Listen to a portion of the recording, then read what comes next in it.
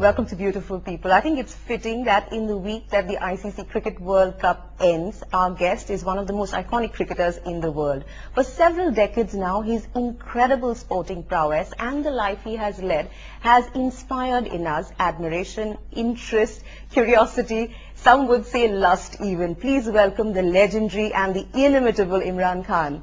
Imran Khan, it's wonderful to have you talking to us on Beautiful People on CNBC TV 18. My pleasure.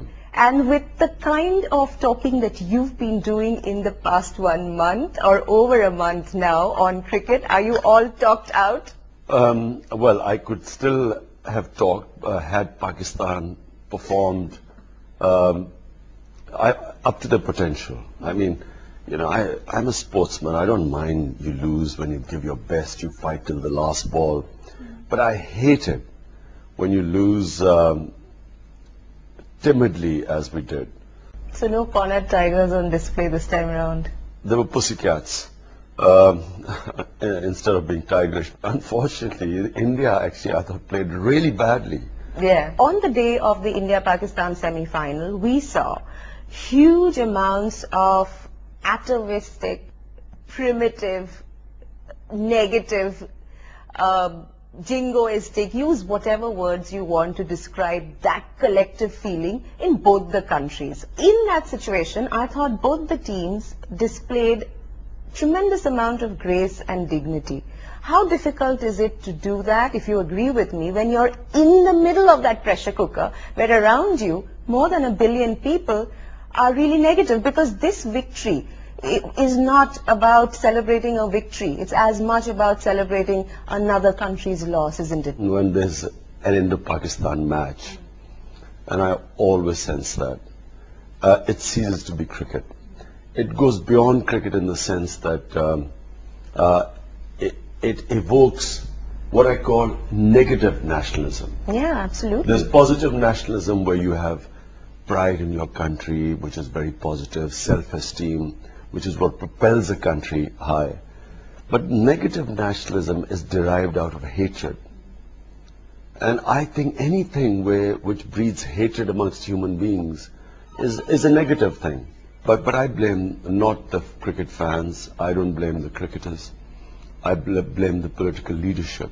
I have to say that, you know, when I played against India, there was a lot of pressure put on us by the public to really crush the opposition.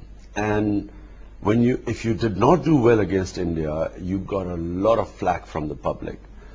And so that was the big pressure on the players. But despite that, I thought Pakistani and Indian players had the best relationship compared to any other cricket team. So for instance, if we played other teams like Australia or England or West Indies, our relationship was the strongest with the Indian team, off the field. You alluded just now to the leadership in the subcontinent, or the lack of leadership in the subcontinent. I've heard you say that Prime Minister Manmohan Singh's gesture of inviting his Pakistani counterpart here and watching the match together was positive, that the outcome wouldn't be much because Pakistan has a weak government. I want you to amplify that statement. What do you mean? Well, not just Pakistan. I think India has weak leadership too. I thought, you know, I'm one of the greatest critics of Pervez Musharraf. But I thought General Pervez Musharraf went out of his way. He got a lot of flack from the right wing. He went out of his way to solve the main issues, which is Kashmir. And I thought, unfortunately, the Indian leadership did not come forward. Forget about halfway. I thought they gave no concessions. Well, that's the impression we got in Pakistan. And that was a golden opportunity to settle this issue, because he was the head of the military, he was a dictator, he had the power behind him. He might not have had the people behind him, but he had the power behind him. He had the Americans supporting him. Do you think that was a missed opportunity at that time? I really think that was a missed opportunity, because I don't think the current Pakistani leadership has any capability of taking any big decisions. And I don't think the Indian Congress leadership has that ability to take on the right wing, because whoever makes this big decision, like Charles de Gaulle, when he sorted out the Algerian problem, I mean, he had to face tremendous opposition. But the man had the stature. He was a leader. You know, he wasn't following public opinion. He led public and molded public opinion. And that's what we don't have here. So Pakistan will continue to remain the people we love to hate the most for some time to come, and vice versa. Unless you have leadership in both the countries who sells people the dream that we'll all be better off if we get rid of this present attitude and solve our problems. And by that you would refer to someone like yourself? Well, you know, I think that I could do it because, you know, I'm a seller of dreams. You know, in my own way as a cricketer, I used to sort of give players a bigger vision so that they would play beyond themselves. You know, what is very important to understand is leadership always makes people realize that the collective good is much better than personal good. And so they make people rise above themselves. They show them a dream where everyone thinks it's all of us will be. For 16 years now, you have been in Pakistani politics. Your party, Tehreek-e-Insaf, I think the last elections you all boycotted. The two before that you had one MP. In 1996 you had none, which is when it was the first elections. There is a lot of respect, there is a lot of admiration for you, yet it's not translating into electoral support, or you're not participating, right? Why is that? First election party was 5 months old. Right, okay. So they had no organization. We participated to learn because we brought in new people. Second election party was 5 years old. We supported Musharraf, and we're the only party which was offered to join his coalition in a rigged election, which pulled out and said no, we weren't going to support him. So fell between two stools, got one seat. For the last 9 years we haven't contested an election, and the party has changed completely. In the last election, if you look at the opinion polls, we were the number 3 party in Pakistan. In a coalition we would have pulled in seats. Now is the Tehreek-e-Insaf is the idea whose time has come. And what you will see is a massive vote for Tehreek-e-Insaf, because the young people, you go to any university now, any young people. We're talking about 2012, 13. Or it could be before, because the government is crumbling. But in the youth now, which is 70% of Pakistan is below the age of 30, Tehreek-e-Insaf is the number 1 party. You're optimistic that it will happen the way you're seeing it, imagining it today. Not just optimistic. I'm telling people, if they are the gambling types, put money on Tehreek-e-Insaf, because this is the party who's going to win.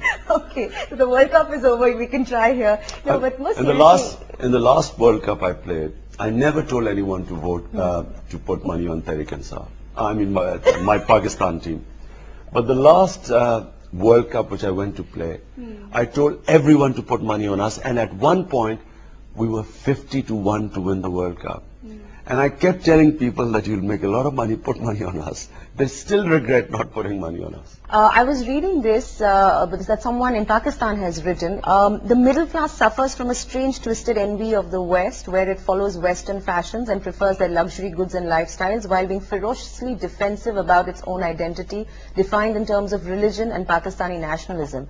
In Imran's case, a Western lifestyle fuses with the strange and immense self-pride which extends to include the domestic culture and fails to even see some of its blatant shortcomings. The brutal justice system of tribal areas is declared as fair and impartial. The Taliban, who've admitted to committing atrocities, are given an apologetic defense. They are apparently merely a reaction against US drone attacks. Do you, as a Western-educated, liberal human being, have to create another avatar of Imran Khan when you have to talk to people to get their votes? You see, the problem is the westernized Pakistani does not understand the real Pakistan. Are you not a westernized Pakistani? But the difference between them and me is that I have gone into the grassroots of Pakistan.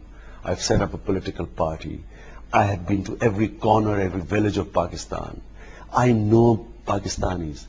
And the biggest curse is this two-tiered education system. One for the tiny elite, which is English medium schools, and the rest is for the common people. Two different cultures exist. So just because Imran Khan comes from Oxford has Oxford education. Does that give me the right to impose my own culture on the majority of the population? Or if I'm a real liberal, I will respect the culture of the people. I will not force my views on them. And I would like the culture to evolve rather than to impose an alien culture on them. And I do not believe that modernization is westernization. I don't believe that. You see, unfortunately, this arrogance of this tiny westernized elite trying to impose their views on the majority creates fundamentalism. It creates a reaction amongst the people. And as far as the tribal areas are concerned and Taliban phenomena is concerned, I'm an expert of the area because I'm the only one who has been to the tribal areas. I've done a travel book.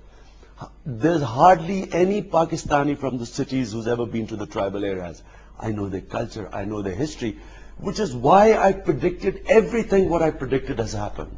I stood up in the assembly. Including Benazir Bhutto's assassination, in a sense. I predicted that in front of Jeb Bush a month before assassination. I said, you put the kiss of death on her by sending her as an American stooge to Pakistan.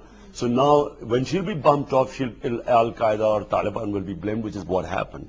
But let me just say one thing. I'm not an apologist for Taliban.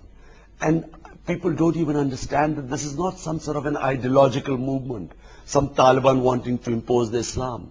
These are our own tribal people who are reacting, who are joining Taliban not ideologically, but politically. They are reacting to Americans, which they have done to every foreign invader in history. People don't know their history. The moment the Pakistan army went in, it was always going to, what has happened was going to happen. We never had Taliban in Pakistan. We now have 30 Taliban groups there. So therefore, when people say this is the tiny westernized classes that reads English newspapers. Okay, but Imran, it does not know the real Pakistan. They don't know what they're talking about. Explain to me. They don't even know the Taliban phenomenon. You know, I'm curious about you as a person because, you know, we've seen you over the last 20 years, at least in our collective consciousness. So you were this guy who was, who played the Englishman's game better than the Englishman. You were part of that society. You still fuse in, really well with it. You seem to say, you claim that you know Pakistan better than anybody else, that you managed to break free from the confines of your elite education and background. Where do you really fit in? Who are you, Imran Khan? Do you fit in anywhere, or actually do you not fit in anywhere? I can't figure it out. I fit in everywhere, not just anywhere, everywhere. I mean, England for me, because my family, my ex-wife's family, I still live with my ex-mother-in-law. She refuses to let me stay anywhere else. I believe you actually campaigned for Zach, who's now Conservative MP, isn't it? Because I think he's a liberal. So you fit in everywhere is what you're saying. So I think a liberal person, and I call myself a liberal in the real sense of the word. I cannot understand Pakistani liberals who back drone attacks where they bomb villages, kill suspects, their wives, their children, their neighbors, and they're suspects. And they're incinerated. And they call themselves liberals. The real liberals were anti the Vietnam War. Real liberals do not think matters should be settled by bombs and guns. They believe that a human society must come together. And so therefore, I'm a liberal in the sense that I fit in England. I have very close relationship with my, not just my close friends there. I fit in India. And you really fit in everywhere, you're saying. It's not that when you fit in England, it's a skin deep fit, but actually you're a traditional at heart. I'm really confused. No. Can someone really fit in everywhere? No. But there's a difference. You accept other people. Other people have their own cultures. I know exactly where I'm rooted. I know my culture. I am very strong spiritually. I have my faith in God. I'm a practicing Muslim. But my religion and everything allows me to accept that this world has diversity. We should accept diversity. We should not impose our opinions on other people. We should accept human beings as they are. We should condemn when any human being does something wrong, illegal, unlawful, who are cruel, inhuman, whoever, whether they are your own countrymen or they are foreigners. But We should be able to have the guts to stand up for what is right. Rights of human beings. That's why when you have that attitude, you'll fit in every